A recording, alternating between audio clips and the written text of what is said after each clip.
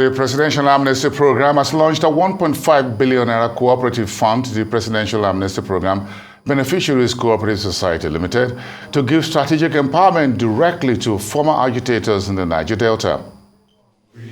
Over the years, the Presidential Amnesty Programme has implemented various integration initiatives built around the training and empowerment of its beneficiaries, but the results have not been convincing. A major criticism of the program is that most of its beneficiaries continue to depend on it for monthly stipends as they lack sustainable sources of income. This has been the bane for the program for 14 years. This has led many to question the program's efficiency despite a huge funds committed to it. It is for this reason that the Presidential Amnesty Programme is introducing the Cooperative Society Limited as an alternative economic development scheme designed to create more viable means of livelihood for ex-agitators with socio-economic development of the communities and the Niger Delta region in general. The cooperative is expected to work with beneficiaries of the Presidential Amnesty Programme to identify businesses that align with their motivations and skill areas, set up and turn the process into a profitable venture. Let me also mention here that as I speak to you, the cooperative already has 1.5 billion naira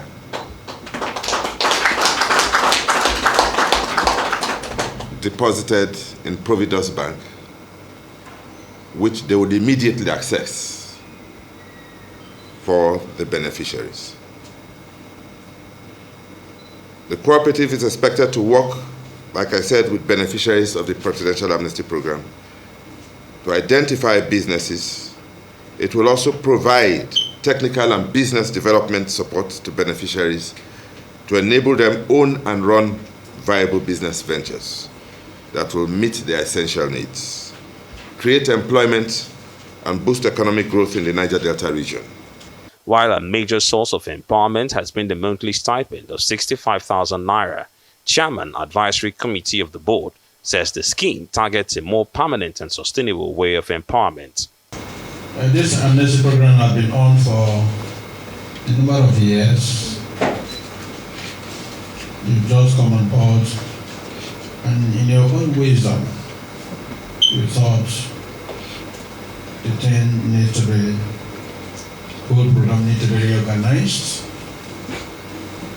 for the purpose of particularly creating opportunities for our youths, not necessarily for employment in the civil service, but for them to be able to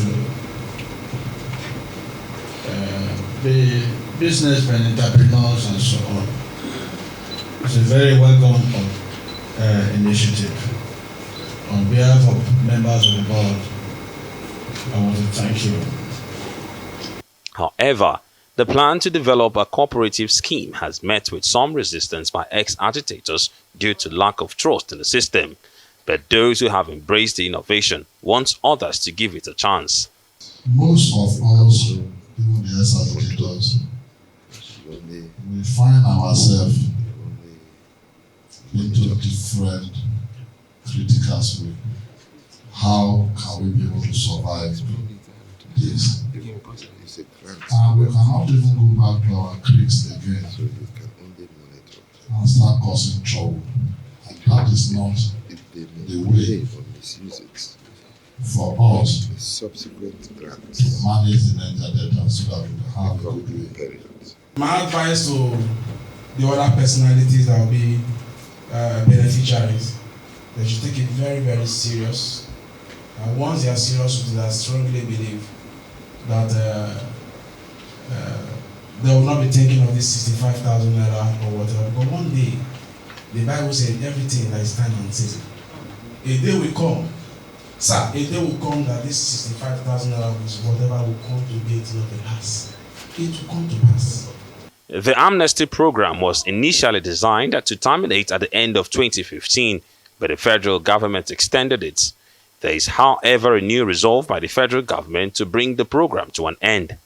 This is a compelling reason for the Presidential Amnesty Programme executives to find a more impactful solution to the region's challenges. Dr. Sam Amadi, a Rise News analyst, is joining me live now from Abuja studios to discuss the latest Amnesty Fund further. Good afternoon to you. Thank you very much for coming to Dr. Amadi.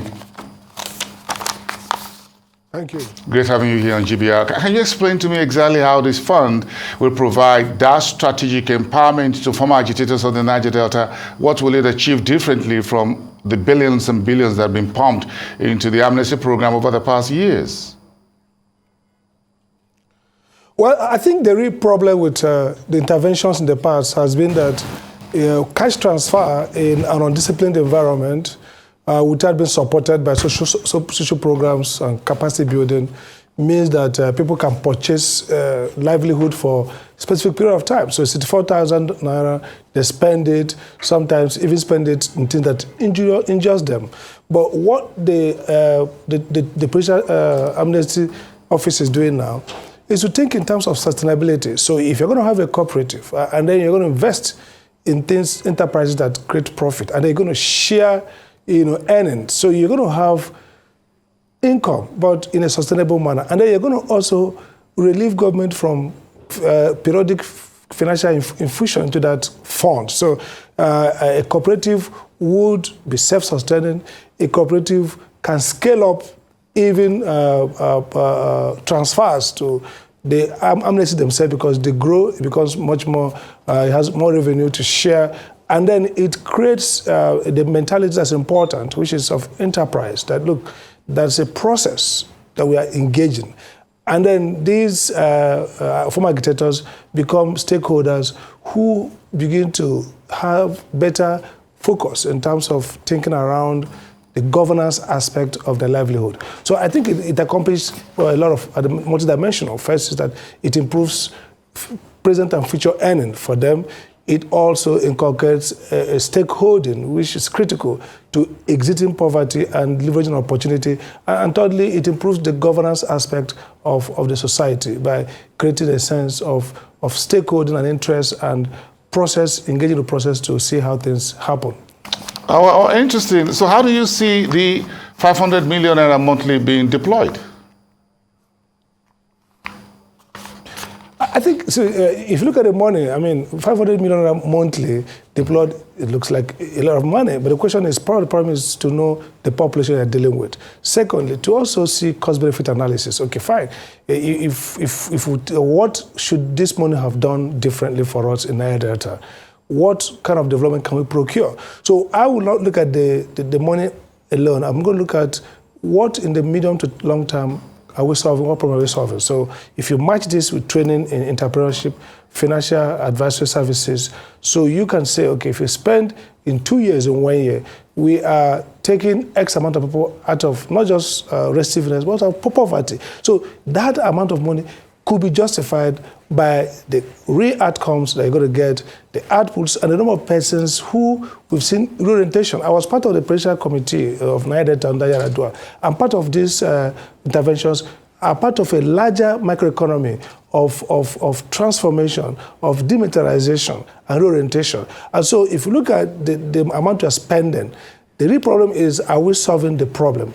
Over the years, we've not solved that problem. And so this initiative seem to suggest that there's a rethinking around how to make these interventions really solve problems. Because if you're not reorienting people and recreating opportunities for them and helping them with skills, whether it's technical skills or financial managerial skills, to be able to now be independent and to take care of themselves, improve their livelihood, improve their environment, then we are throwing money at problem. And that's really what it looks like in the past.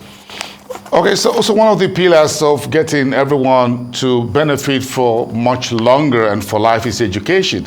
So do you think the Niger Delta have too few universities and polytechnics, or do you think we need to change things? Do you think they need more vocational institutions, or what? Just a mix of everything. What do you think? Yeah, they have about 26 or so, or 23 or so universities. Most of the states have five, apart from a state like Bayelsa and others who have like 3. Now, of course, new ones are coming. Ngugwe University is coming up in River State. So in terms of university, one can argue that 26 universities for 5 states might not be a bad deal. 5 to 6 states is not a bad deal. Now, in terms of polytechnic, about 15 of polytechnic are monotechnics. yes, this might not be too much shortfall, but there are two things to look at. Like India and other countries that look at education as a mass-based approach. So we're not talking about only in terms of expertise and competence skill. We're talking about getting everybody to have education, knowing that education has a return to personal income. It improves personal income, also has a return to economic growth. So I think that we need more, but not just general education. We need more vocational education. Now, Niger Delta is mostly around the seashore. There's an aquatic economy developing across the world. And part of what was recommended in the Amnesty report, which I was part of, was to create a coastal cities, bring together Bayelsa, Delta, rivers, and create a coastal city, build around that environmental endowment, and maybe become things like canoe making, things like all those fishing and all the economy around the sea. If you create more marine schools, if you create schools that relate to those resources and therefore more technical education, then you're going to get people who not just have education, but whose education builds into cottage industry. An example with Taiwan, creating a niche market around chips and then having schools that are more technical to create the medium and high level manpower to sustain those industries. So I think it should be a strategic sense of saying, look, education for livelihood. So we look at technical schools, even as we improve the general universities, but focus more on education that prepares most of the people to leave poverty. If you look at Bayelsa, with all the per capita, if you look at terms of per capita income, money, few population, big. But if you look at dimensional poverty, very low in the index, it's still about with Sokoto, second or so. That tells you that you need to do a lot to focus on how that economy, that ecology can become both an economic growth and industrial capacity for them. And I think technical education fits the bill. They need more schools, but technical schools that respond more to the resources and opportunities and prepare people for much more independent life. Take me a little bit to the root cause of where we are right now, 60 years plus since independence, Dr. Amadi. If Nigeria was growing faster and more equitable, and more inclusive, wouldn't we have less agitators and now throwing billions of naira around trying to patch things up? So, in your opinion, don't you think it's time we return to that level of equitable, inclusive way of doing things rather than throwing billions of naira around trying to patch up an old wine bottle with a new old wine inside it? I think you're right. I mean, if you look at from 1958, Williams Commission that started the issue about special intervention for Niger Delta, it has been a question around a sense of exclusion. So the Williams Commission spoke around three things. First, it talked about Bill of Rights for everybody. It talked about special representation and then special intervention for Niger Delta. Now, people have, over the years, we've done audit, human development deficit. And what has been driving it is the fact that, yes, the oil ecology and this spoilage, but again, the lack of local democratic control. So if we do restructuring in the sense of realigning the ratio between state and federating units, that helps.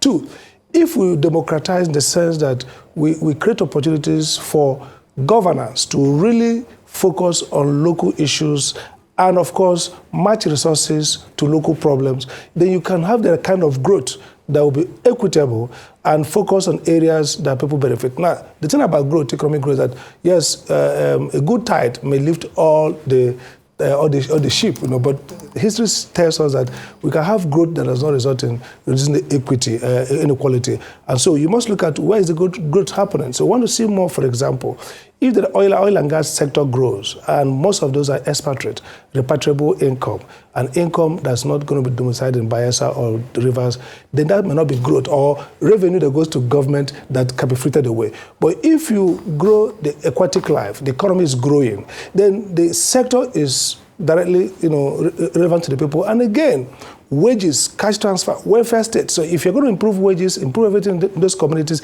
then the growth will lead to reducing inequality. And then there's also the psychology of inequality. People feel, oh, we are, even if they're better off, they feel that they have lost relative to those who are the southeast or the south-south or the north-central. That relative sense of deprivation fits into agitation. So we need to return to social justice, return to fast-track economic growth, which it will be based on factor productivity, improving productivity across board, and then create an economy that responds to basically reward production. And so you incentivize production, you grow faster, you have more resources to give back to social welfare, give back to better wages, and of course you focus on the drivers of well-being at the local level. Once you return back to community growth in terms of economy, then you have more resources going to the people, and then probably you have a restructured political economy that gives people more sense of contentment and less sense of deprivation. I think that's really what we do, not just for Niger Delta, for the Southeast, for the Southwest, for the Northeast, wherever people feel a sense of deprivation. The answer remains economic growth based on social justice and equity. So what do you think lies in store for the Niger Delta region as Nigeria transits to a new change of leadership over the next few days? What do you think we need to do much more differently to begin to take agitations out of the way, to be more equitable, and to have all-inclusive growth, all hands on board, as it were, and decelerate very quickly this sense of exclusivity rather than inclusion beyond the rhetoric? I think first, look at the PIA, for example. It provides for, even though not satisfactory, but it provides for community trust fund. It provides for provisions on oil flare and the conversion of oil flare to intervention for remediating the environment. So I think we have to really deliver on that. Secondly, if you look at the APC's restructuring committee report, which is not acted upon, you need to, the president has done well in the last few days to devolve power by signing up to the constitutional amendments that somewhat give states more control. But look deeper at the structure, and fiscal revenue, fiscal federalism has to be on the table and driven quick. But above all, I think we need to first, go back to socio-economic well-being, and the Constitution, Chapter 2 of the Constitution, which the Constitution says is not enforceable in court, but is actually mandatory for public office, should ground our new economic policy. We just have to ground the economic policy on social and economic well-being of the people. And once you do that, in the Niger Delta, for example, it means that the top-down approach will no longer be there. It means that when we're doing economic policy, we are really looking at the crisis of livelihood, the ecological crisis in those zones, and mirroring that problem into real interventions on public policy.